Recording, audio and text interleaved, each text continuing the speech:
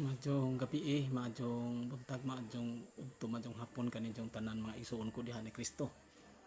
Aniya sab ka ko karon nining oras sa aron pagpadayag sa mga pulong sa Ginoo sa gamay na hunaybaw anapan sa dili pa ako kining sugdan sa mabuong pag-ampo sa ngalan sa Mansa, Anak ug sa Espiritu Santo. Amen. Langit no namo amahan nga binglaan sa tanan. Ginoo, mapasalamaton ako kanimo Ginoo sa mga kapaskog sa lawas.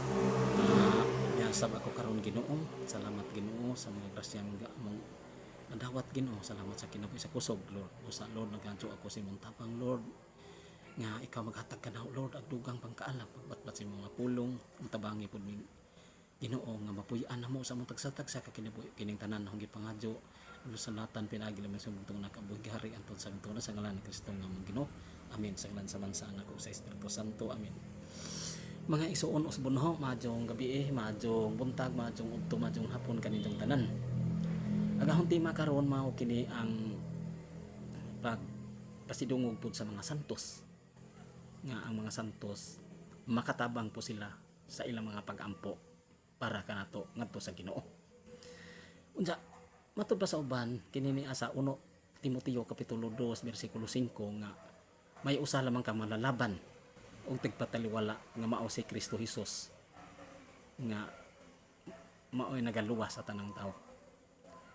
Unsa di ay may usa lamang ka malalaban unsa ang mga Katoliko nganuman nga modango pag mga santos. Nga naa na may malalaban nga tigpataliwala sa tao ngadto sa Dios nga mao si Kristo. Sa gikaingon ko na 1 Timoteo kapitulo 2 bersikulo 5. Kani mga igsoon ko diha ni Kristo ang adya nato pamalandongan nga kining gihisgotan dinhi nga may usa lamang ka malalaban og tigpataliwala sa tao ngadto sa Dios. Ag kining giingon dinhi malalaban ang buot pasabot ani ang pagpanubos ni Kristo. Ang idang buhat sa pagpanubos. Pero ang kuan pod ang Espiritu Santo pod gitawag pog malalaban. 1:14 kapitulo kanang 15. Na sa to pa lain pong malalaban. Unsa man pud ang buhat sa Espiritu Santo? Ang buhat sa Espiritu Santo gato dun nito kuyon kanang maglig-on, magtudlo kanato mag sa atong pagtumagdasig og matud pa sa Ginoo na ubang bahin sa teksto diha nga kanang magpahinumdom sa tanan nga gisugo po sa Ginoo. Mao nay buhat sa Espiritu Santo.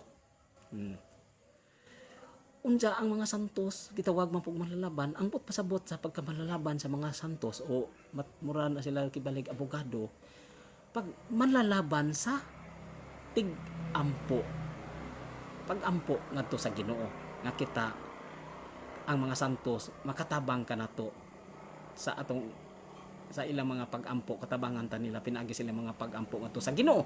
Mo na ibot pasabot diha kay unsa man maprubihan man nato diha sa buhat kapitulo 27 bersikulo 23 ngadto sa 24 nga kadtong kauban ni lito sila sa dagat sila San Pablo nagsakay og bangka pilay katawo diyang kauban 276 pero unsay nahitabo wa sila maunsa tungod sa panabang ni San Pablo kay miingon ang kuan anghel ang Ginoo nga gisugo sa ang anghel nga gisugo sa Ginoo nga ihatag ko kanimo ang imong mga kauban nga but pasabot nga itugyan diha ni San Pablo ug tuod man si San Pablo adto mooy nakatabang adtong mga tuhanna pud nga wa sila maunsa sa mga pangaliyupo ni San Pablo.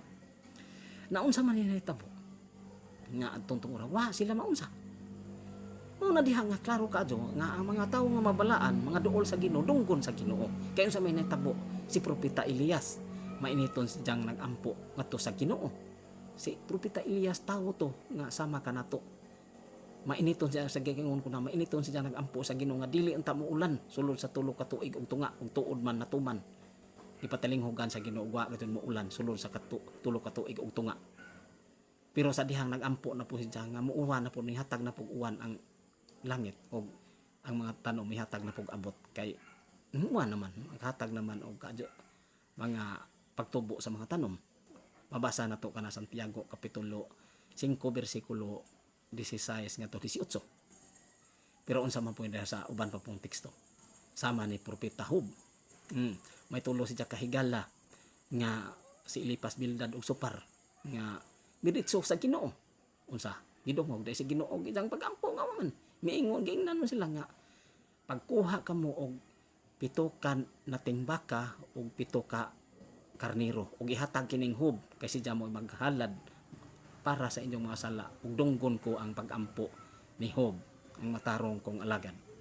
Mabasa na kana nato sa Hob kapitulo 42 bersikulo 8. Naklaro kaadyo mga igsuon ko diha ni Kristo nga ang pagampo sa taong matarong dako og kahimuan.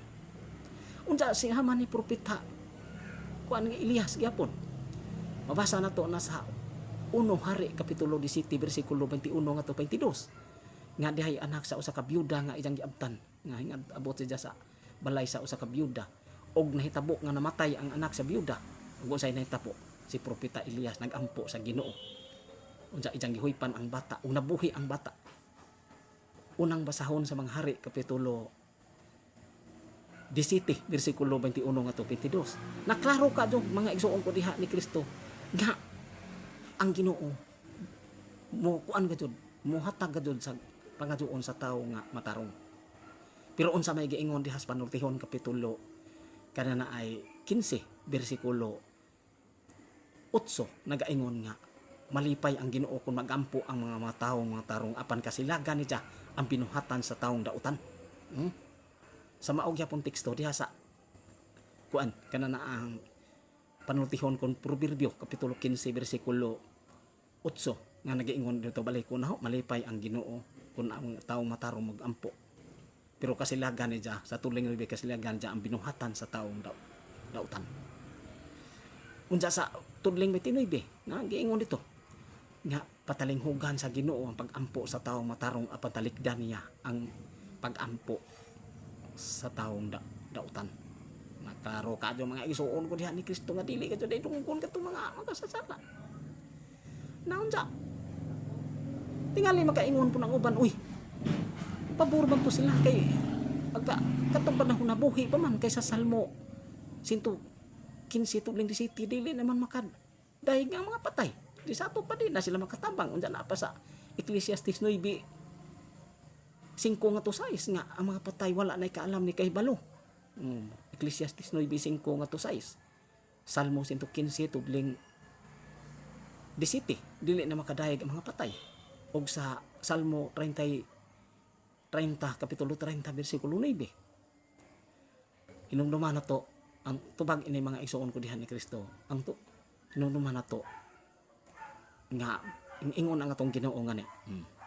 Asa man itong babasa San Mateo kapitulo 10 bersikulo 28 ayaw kadlok kang mupatay sa lawas apan dili makapatay sa kalag.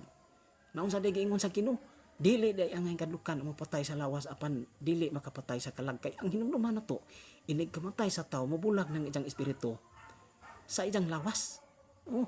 Ang espiritu dili mamatay kay matud pa sa ato gud ning sabton diha na sa Ecclesiastes 5:12 mopauli sa abog ang atong lawas mopauli sa Dios ang atong espiritu mopauli sa Dios ato pa dili mamatay ang kalag. Busa mga igsuon ko diha ni Kristo kung moingon kita makatabang pa ba ang mga kuan mga santos nga tuas langit karon sa pagampo para kanato ang tubag makatabang sama ni kuan propeta Jeremias nga namatay si propeta Jeremias tuig 585 bisi unsa mipakita siya sa tuig 165 ug 135 bisi pasabutan ni wa pas Kristo mapakatawo ani panahon na. Pero unsay nahitabo nakita sa usa ka pari nga si Unias nga usa ka tawo nga nagambungan nagbanon nagampo sa katawhan sa Israel. Pagtan-aw paday si kuan maday si propeta Jeremias maday. Naklaro kaadyo nga ang mga santos nga tuan na sa langit makampo gyapon para kanato. Busa waha masadop ang mga mga pagtulunan mga gitudlo sa simbahan Katoliko mga biblikal gadto ni dili na ingo kapitulo ba bersikulo lawas. Unsa sa pag-untogon naabay mabasa nga kaampuan gihapon ang tawo mga balaan. Ang tubag na sama ni Lazaro unsay nitabo tong Lazaro sa dinhi pas kalibutan mabasa na to sa Lucas 16 nga sila saro naganto sila bihang kasakit ug didto hidya sa ilawom sa lamisa sa maong dato kay basin na lamang ang naimumho mahog nga ijang makaon ang ijang iro mutilap na sa ijang nuka.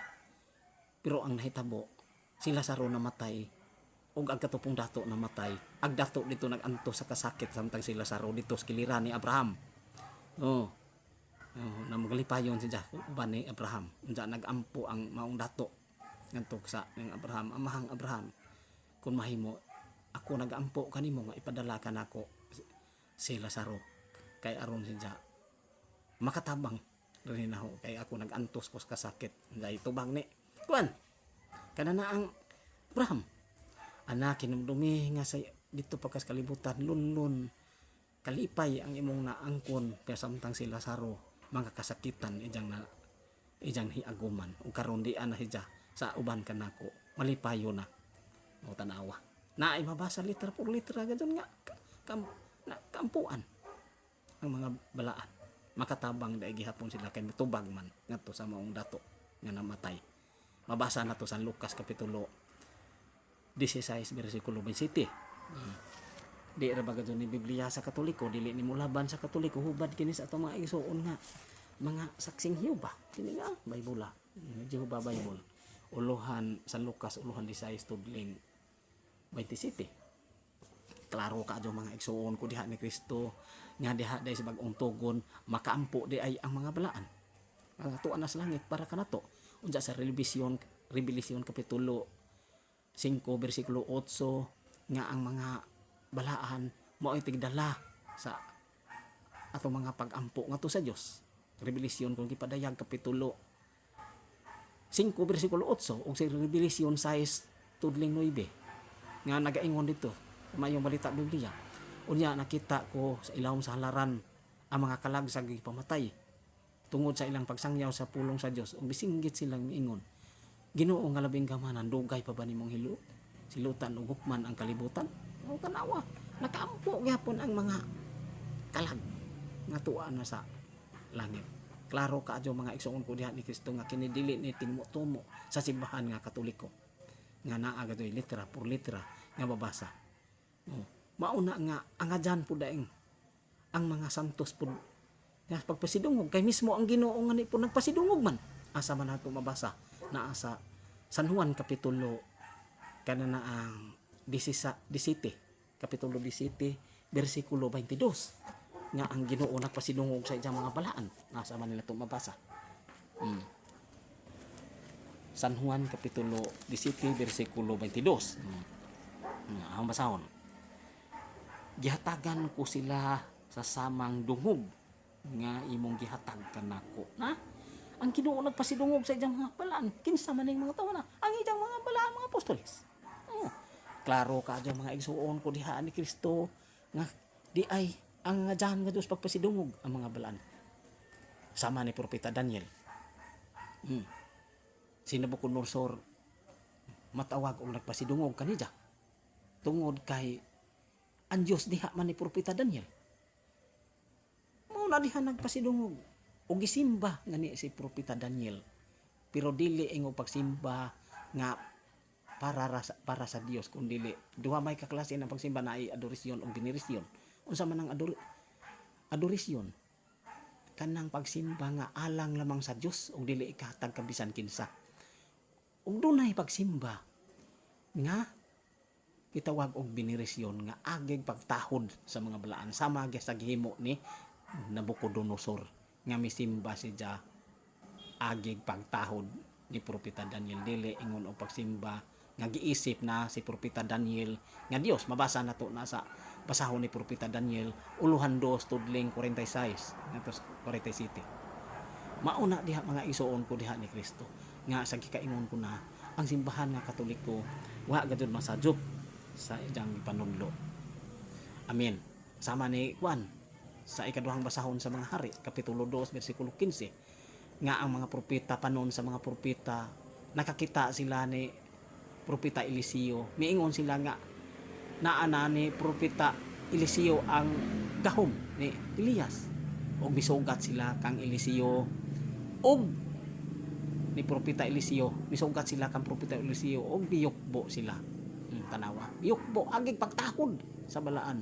Mao na diha mga igsoon ko diha ni Kristo, ang adyan nato pamalandungan nga di ay ang adyan ang mga balaang mga tao sa pagpasidungog.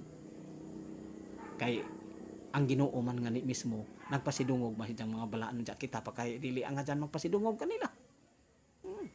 Mao na diha mga igsoon ko diha ni Kristo, mo'y ang adyan nato pamalandungan sa atong tagsa-tagsa ka kinabuhi nga di ay dili gayud wala gayud masadop ang sa gikaingon ko na ang simbahan nga Katoliko dili kana tinumo-tumo kay naa mga gayud mabasa biblikal mga gayud. Amen. Sa ngalan samahan sa anak ko sa Espiritu Santo. Amen. Lord, salamat Ginoo nga ang mga pulong nga hunang ikabatbat Ginoo. Adyoon pud kanimo Ginoo nga samtang kami magpatulog nga ikaw magauban ka namo. Ikligay mo kami Ginoo sa mga laway na hunag daw ta mga damgo. Amen. Sa ngalan samahan sa anak ug sa Espiritu Santo. Amen.